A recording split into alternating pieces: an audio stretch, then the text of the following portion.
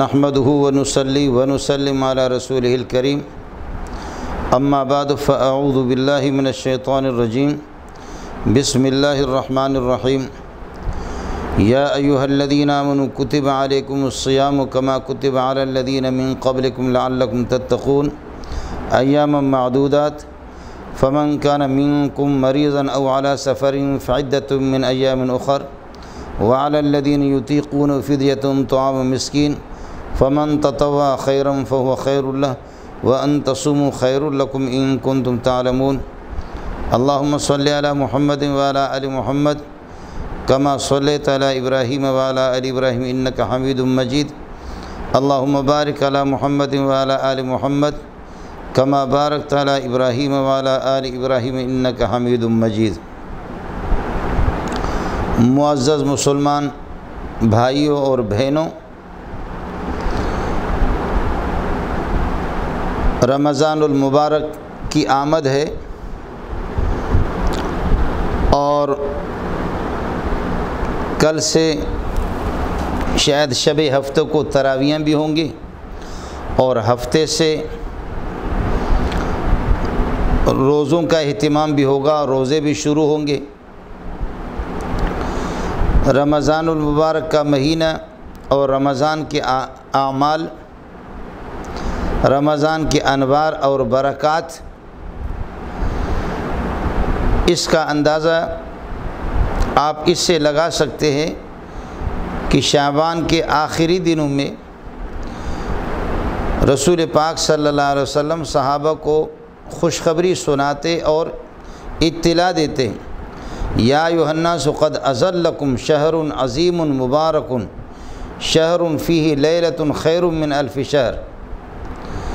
لوگوں، ایک عظیم اور برکتوں والا مہینہ وہ آپ پر سایہ ڈال رہا ہے اور سایہ افغن ہو رہا ہے، اس کی چھاؤں کی تحت ہمیں آنا ہوگا اور اس کے انوار اور برکات سے استفادہ کرنا ہوگا۔ آپ صلی اللہ علیہ وسلم کا رمضان کے علاوہ سال کے 11 مہینوں کے اندر بھی عبادات، ذکر و اذکار، نمازیں، تلاوت، اس کا اہتمام تو وہ ہے ہی ہے، لیکن رمضان میں آپ صلی اللہ علیہ وسلم نے جس طرح روزوں کا اہتمام کیا ہے اور تلاوت، ذکر و اذکار کا، اس کا اندازہ آپ اس سے لگا سکتے ہیں کہ ہر سال رمضان میں جبریل علیہ السلام کی آمد ہوتی تھی۔ ایک مرتبہ جبریل علیہ السلام پیارے پیغمبر صلی اللہ علیہ وسلم کو قرآن سناتے اور کوئی پارہ سناتا، دوسری مرتبہ رسول پاک صلی اللہ علیہ وسلم آپ کو سناتے۔ جبریل کے ساتھ مل کر کے رمضان میں 2 ختم تو آپ اس طریقہ پر نکالتے جو جبریل کی موجودگی میں۔ اس کے علاوہ تراویح میں اور تہجد میں آپ نے کتنی تلاوت کی ہوگی، یہ چیز منقول نہیں ہے، اللہ ہی کو اس کا علم ہے۔ البتہ شارحین اور محدثین یہ بھی لکھتے ہیں کہ آپ صلی اللہ علیہ وسلم نے کبھی ایک رکعت کے اندر 5 پاروں کی بھی تلاوت فرمائی ہے۔ آخری سال جب رسول پاک صلی اللہ علیہ وسلم کا وصال ہونا تھا، حضرت جبریل علیہ السلام تشریف لائے اور اشارتاً بتا دیا کہ پیارے، یہ آپ کی مبارک زندگی کا آخری سال ہے، اس کے بعد شاید اگلے سال میری اور آپ کی ملاقات نہ ہو، اس لیے اس دفعہ زیادہ توجہ دینی ہے ہمیں۔ آپ صلی اللہ علیہ وسلم نے 2 مرتبہ 2 ختم جبریل کو سنایا ہے اور 2 ختم جبریل علیہ السلام نے آپ کو سنائے، اس کا ذکر تو بخاری میں ہے۔ 4 ختم تو اس طریقہ پر ہوا، باقی تراویح میں اور تہجد میں آپ نے کتنے ختم کی ہے، یہ چیز منقول نہیں ہے۔ اب یہ کہہ دینا کہ ثبوت اس کا نہیں ہے، یہ تو وہ لوگ جو علم سے فارغ ہوں وہ اس قسم کی باتیں کریں، منقول نہیں ہے یہ چیز۔ امت مسلمہ سے، مسلمان بہنوں سے اور بھائیوں سے میری گزارش ہوگی کہ کعب بن عجرہ کی روایت ہے کہ رسول پاک صلی اللہ علیہ وسلم نے فرمایا، جس کے والدین بوڑھے ہوں اور وہ والدین کی خدمت کر کے ان کو راضی نہ کرے اور اپنے گناہوں کی اور اپنی نغزشوں کی مغفرت نہ کرائے، اللہ کو راضی نہ کرے والدین کی خدمت کر کے، وہ آدمی تباہ اور برباد ہو۔ جبریل بتا رہے، رسول پاک صلی اللہ علیہ وسلم اس پر آمین فرما رہے ہیں۔ اور دوسرا وہ شخص کہ آپ صلی اللہ علیہ وسلم کا ذکر مبارک اس کے سامنے ہو اور وہ اتنا بخل سے کام لے کہ آپ کو درود نہ بھیجے، اس کی بھی تباہی ہو۔ جبریل بد دعا دے رہے ہیں اللہ کی طرف سے اور پیارے پیغمبر صلی اللہ علیہ وسلم اس پر آمین فرما رہے ہیں۔ تیسرا وہ شخص کہ رمضان المبارک کا مہینہ آ جائے اور حاضر ہو اور وہ شخص روزوں کی اور تلاوت اور ذکر و اذکار اور استغفار کا اہتمام نہ کرے، اپنے پروردگار کو راضی نہ کرے، اپنے گناہوں کی بخشش نہ کروائے، یہ بندہ تباہ ہو۔ اس پر بھی پیارے پیغمبر صلی اللہ علیہ وسلم آمین فرما رہے ہیں۔ مجھے اور آپ کو اس کا اندازہ کرنا ہوگا اور سوچنا ہوگا کہ اللہ کا حکم ہے اور پیارے جبریل علیہ السلام اس بد دعا کو نقل بھی فرما رہے 3 قسم کے ان اشخاص کے لیے، اور حضرت اقدس صلی اللہ علیہ وسلم اس پر آمین فرما رہے ہیں۔ جہاں اللہ کی پھٹکار ہو، جبریل اس کو نقل کرے اور پیارے پیغمبر صلی اللہ علیہ وسلم اس پر آمین کہے، اس وعید کے تحت جو شخص آ جائے اور وہ شخص پھر یہ سمجھے کہ میری مغفرت ہوگی، میں بچ جاؤں گا اللہ کے قہر سے، اللہ کے غضب سے، شاید یہ ہے کہ جب تک وہ توبہ نہ کرے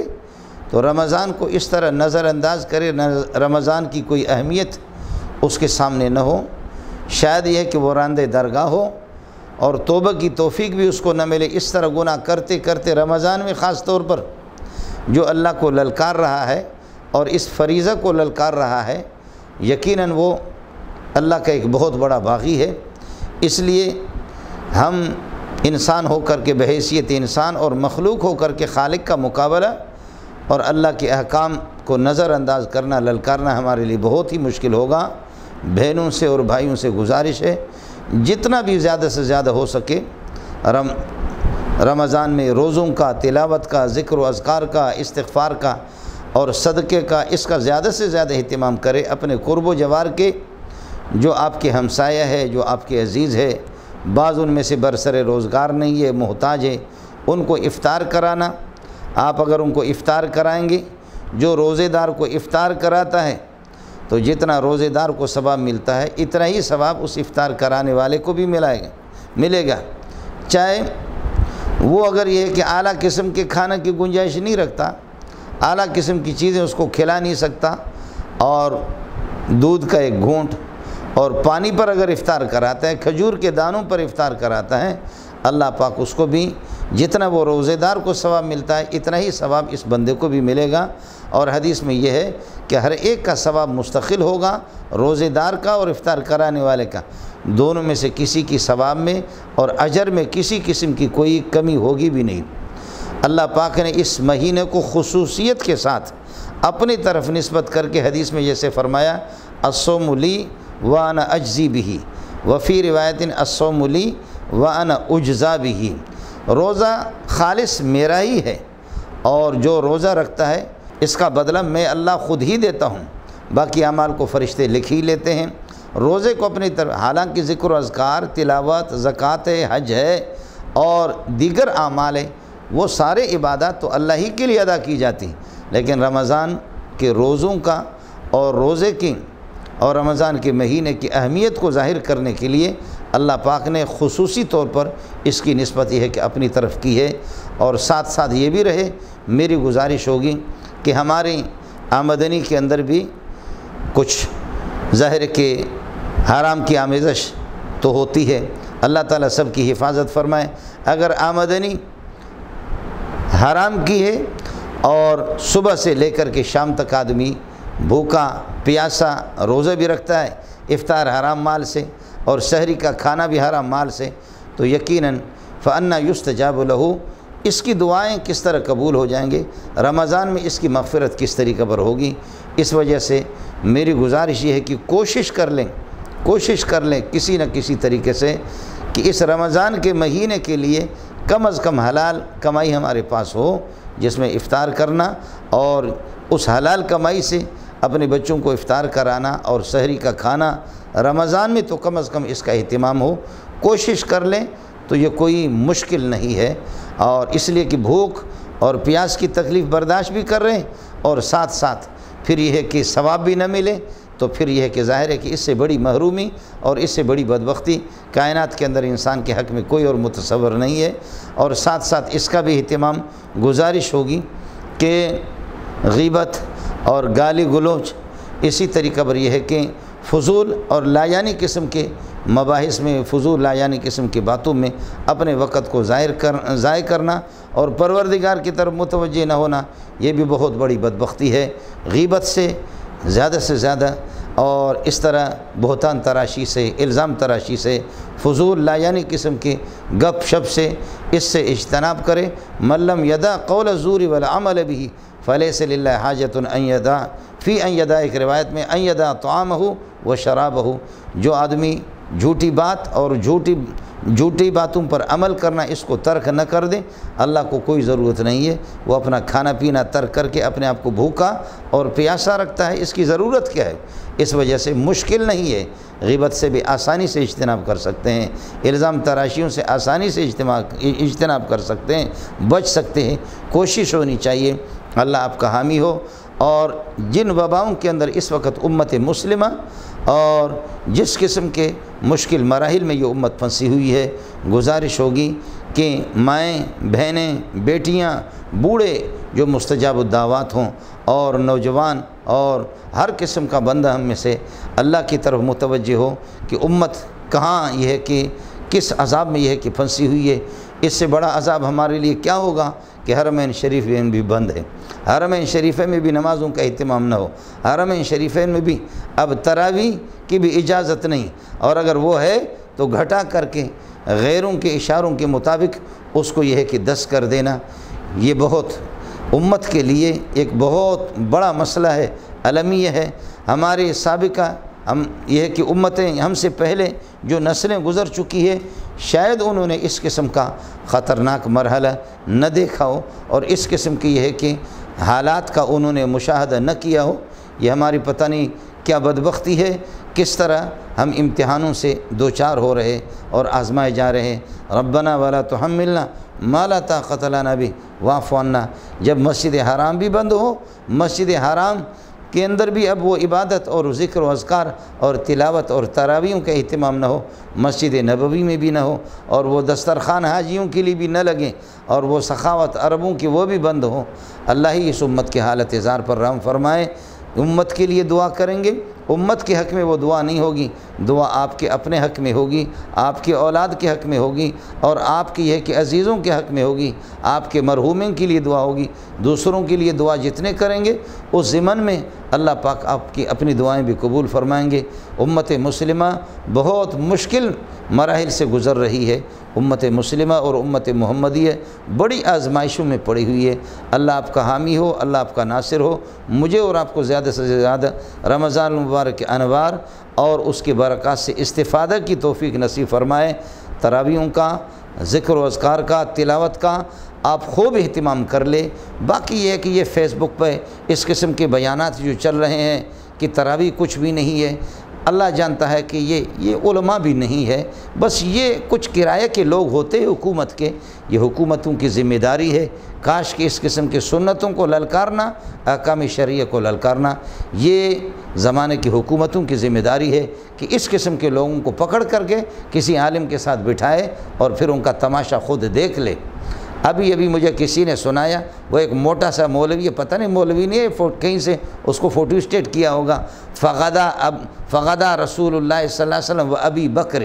بخاری سنا رہا ہے، 3-4 روایتیں پڑھ رہا ہے، ایک کے الفاظ بھی صحیح نہیں ہیں۔ حضرت اتبان ابن مالک کا واقع نفل کا، اور وہ یہ کہ وہ نابینا ہو گیا، اس کو تراویح پر پتہ نہیں فٹ کر کے کس طریقے پر، اور عبارت ایک سطر بھی پڑھ رہا ہے، لگتا ہے کہ یہ غریب کچھ بھی اس نے پڑھا مڑا نہیں ہے۔ سفید لباس، ایک کراکلی کی ٹوپی اس کے سر پہ رکھی ہے، فغدا رسول اللہ صلی اللہ علیہ وسلم و ابی بکر، اللہ کی قسم اگر اسلامی حکومتیں ہوں نا، تیرے جیسوں کے کھال اتاری جائے، تجھے بتا دے کہ اس طریقے پر امت کو تو تشویش میں مبتلا کر رہی ہے۔ امت مسلمہ سے گزارش ہے، یہ ہماری حکومتوں کی ذمہ داری اس قسم کے لوگوں کو پکڑ کر کے کسی مولوی کے ساتھ بٹھا دیں۔ اس کے لیے انشاءاللہ ہے اس قسم کے لوگ، اور ان کے ساتھ بیٹھنے کے لیے ہم تیار ہے۔ یہ اہل حدیث کو بھی اس قسم کے لوگ بدنام کر رہے ہیں۔ اہل حدیث اکابرین کو بھی میں نے خوب پڑھا ہے، یہ نہ اہل حدیث ہے، نہ شافعی ہے، نہ مالکی ہے، نہ حنبلی ہے، نہ بریلوی ہے، یہ کچھ بھی نہیں ہے، خالص سرکاری ٹٹو ہے۔ اس لیے گزارش یہ ہے کہ اس قسم کے باتوں پر کان نہ دھریں۔ انشاءاللہ اس تراویح کے سلسلے میں بھی میں کچھ عرض کروں گا۔ ظاہر ہے کہ اس طرح مختصر بیانات میں یہ بحث مباحثہ کی جگہ بھی نہیں ہوتی۔ اللہ کرے کہ اس قسم کا مولوی ہاتھ لگ جائے اور حکومت اس کے ساتھ مجھے بٹھا دے تو ہمیں بڑی خوشی ہوگی۔ پھر امت کو بھی پتہ چلے گا کہ اس طریقے پر امت کے لاکھوں کروڑوں انسانوں کو اس طرح للکارنا اور امت محمدیہ کو تشویش میں مبتلا کرنا، ایک سطر پڑھنا اور بخاری کی ہے کہ روایت حوالہ ان کا دے دینا۔ ابھی مجھے کسی نے آج ہی سنا دیا، کوئی موٹا سا مولوی تو ہے نہیں ہے، فغدا رسول اللہ صلی اللہ علیہ وسلم و ابی بکر، تو اس کو کیا کہہ سکتے ہیں؟ ہمارے یہاں 2 سال 3 سال جو عربی پڑھتے ہیں، اللہ کی قسم ان کو بھی اس کا احساس ہو رہا ہے کہ یہ کتنی بڑی غلطی ہے، لیکن اللہ پاک ایسے لوگوں سے ہمیں نجات دے دے۔ اللہ آپ کا حامی ہو، اللہ آپ کا ناصر ہو۔ رمضان المبارک کے انوار اور برکات سے میری ماؤں کو، بہنوں کو، بوڑھوں کو، میرے سر کے تاجوں کو اللہ زیادہ سے زیادہ استفادے کی توفیق نصیب فرمائے۔ اللہ اس امت کی حالت زار پر رحم فرمائے۔ وأقول قولی ھذا، آپ کی دعاؤں کا محتاج ہوں، آپ کے لیے دعا گو ہوں۔